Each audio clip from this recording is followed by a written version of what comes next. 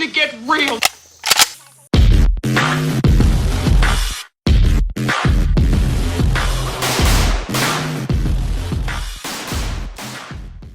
Alright, so, my name is Andy from Engage Armament. You may know me from some previous videos.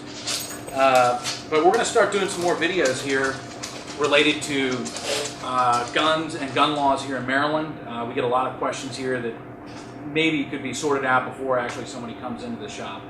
At least spread some information out there, you know, regarding the new Maryland laws, how to buy a handgun in Maryland, what's legal in Maryland, and all that. And I hope this to be the first of many videos that we end up doing along those same lines. This is Nate. Nate is our sales manager here at Engage Armament. Great guy, also an attorney. So he's going to be here to maybe fill in some of the blanks or anything I might be missing when we talk about the Maryland HQL today. Maryland HQL stands for Handgun Qualification License. Since 1 October 2013, you've needed this license. And it's an actual physical card. Probably should have had this out before we started. But it's an actual physical card that enables you to buy a handgun. Okay? This card enables you to fill out this application and then wait the 7 days in order to buy a handgun in Maryland. And like I said, this came into effect with the Firearm Safety Act of 2013. So it's been in effect now for about a year and a half, thereabouts. The first thing we'll cover with the HQL is the exemptions. So there are some people out there who are exempted from an HQL. There are a few people, but that'll definitely help out those people. First is going to be if you're a licensed firearms manufacturer. Now that only applies if you're a sole proprietor though. So like here where this company is an LLC, I am not exempted. I actually have to have a card. Okay? But if you're a sole prop and you have an 07 or an 010, you're exempted. Another exemption is law enforcement.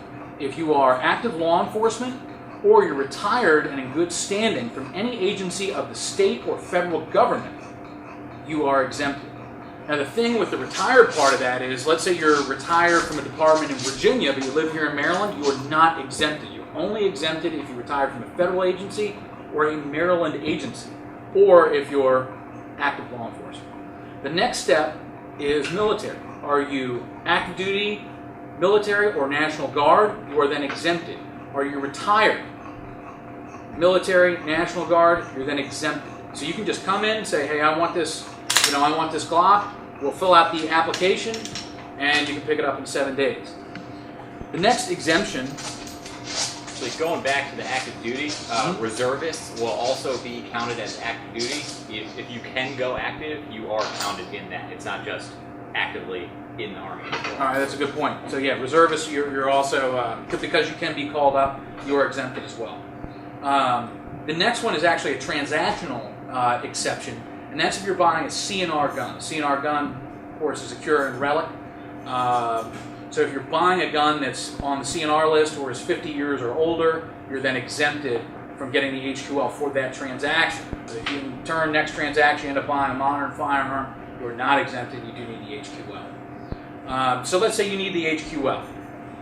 Then, to get the HQL, there's a few different stages. One is training, fingerprinting, and then your application. Okay?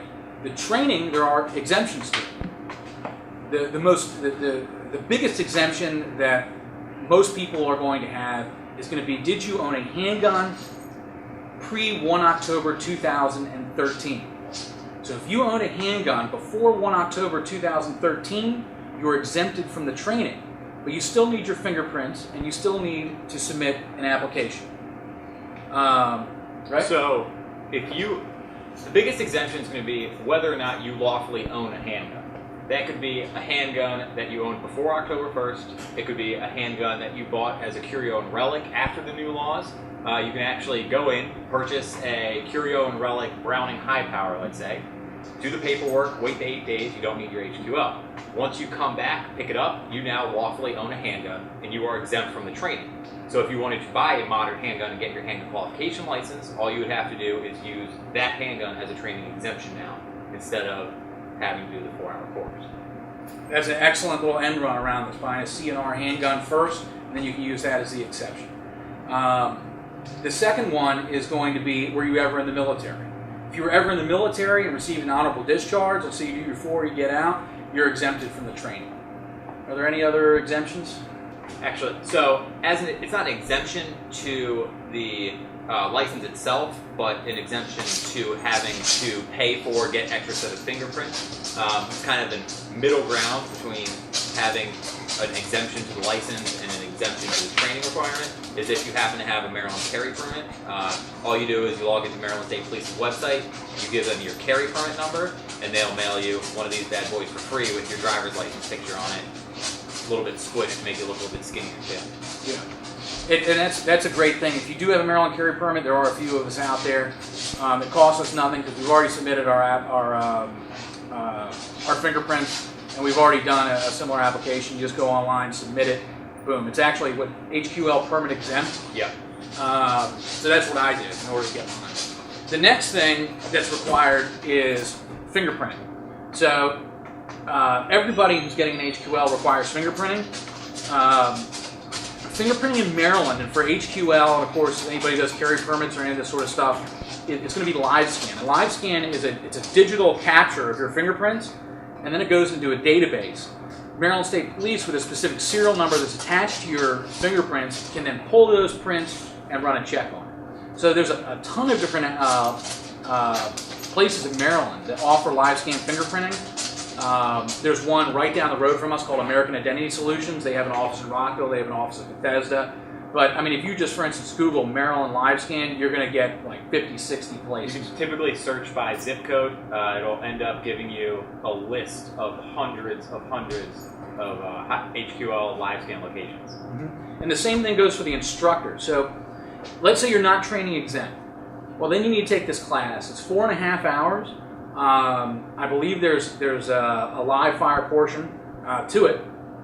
And there's going to be tons of people who offer this class. There are some local ranges. Every range probably in Maryland is going to offer this class. I know Gilbert's down the road offers it. I know even American Identity Solutions, where they do your fingerprinting, offers it. And there's an entire list actually of all Maryland certified handgun instructors on MSP licensing division's website. So you can pull that up, and there's going to be several hundred people there to go over. Once you complete that class, obviously contact one of those instructors, sign up for the class, take it, you're going to get a certificate, then you're going to get your fingerprints done, boom.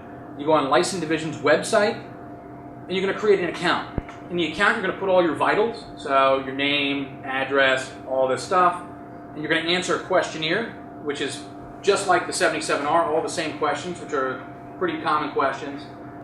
You'll also, on the left-hand side, choose what kind of permit or what kind of HQL you want. So let's say HQL training exempt. Let's say you're former military.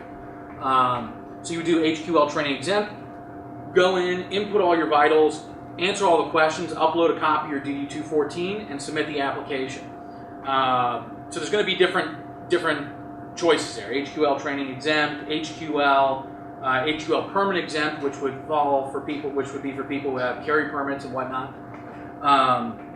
Submit the application. Costs $50 to submit the application. About, what do you say, 2 weeks later? 2 to 4. The MSP tends to send out in batches the physical HQL cards. So 2 to 4 weeks, usually more towards the 2-3 side. Every once in a while you have someone that's waiting full 30 days to get their card in the mail. Yep. Once you get that, then you can come in, you can buy a handgun, and you fill out the 77R. 77R this is quite redundant because you're doing an application, doing training and stuff to get a card in order to fill out the application in order to buy a handgun. So that's the way it's set up. Fill out all this paperwork, which is once again called the 77R. Wait for 7 days, and you can pick up your handgun. So it's a little bit more simple than what it sounds. It is still a terrible pain in the ass, though, and we'll see what happens with the court cases revolving around this. But until it gets overturned, this is the way it is. If you want to get a handgun in Maryland, that's a path you're going to have to go down. Anything else you might want to add? No, I mean, so in addition to some of the training exemptions that we talked about for the HQL, there are a couple more. You always have the ability to take, or if you've taken a hunter safety course, that could be Maryland, could be any state that Maryland accepts with reciprocity for hunter safety. A lot of people end up doing something like a Texas online hunter safety course. So you'll go to the Texas Department of Public Safety's website, I believe. They'll list who their online vendors are, watch videos online. It takes about 4 hours also, so it's not like a time saver. You'll end up having to watch videos, answer questions, all that kind of stuff. But there's no classroom component, so it tends to be a little bit cheaper, about $15, $20 versus however much it costs to get the HQL training. Which might be $100 depending who you go to. Yep. And more, you can do that in your house. You know. Yep. I mean, So once you have your training, you can get your HQL, you get a handgun. If you want real training, which is always better than state mandated minimums, you end up being able to train with your gun, learn your system, and be able to kind of better your skills that way instead of using rented or loaned guns. Absolutely. Yeah, training is super important to anybody who's going to be using a firearm. Even if you want it for home defense, you're not really going to go to the range that often. It's still one of those things. It's like I don't want to just jump out of an airplane without going through a class on what might happen. You know what I mean? So training is obviously a huge and important aspect. But as Nate said, the 4.5-hour class or the 4-hour class probably will not enable you. You can't bring your own. Well, if you already own a gun, you're not bringing your own freaking gun to the class, so you're going to be using whatever they got. So it's always better to train on your own system. Those are the steps you need to go through in order to get an HQL in Maryland. And I hope this video was informative. I hope it answers some people's questions about buying a handgun in Maryland. And we'll be making many more. So thank you for watching.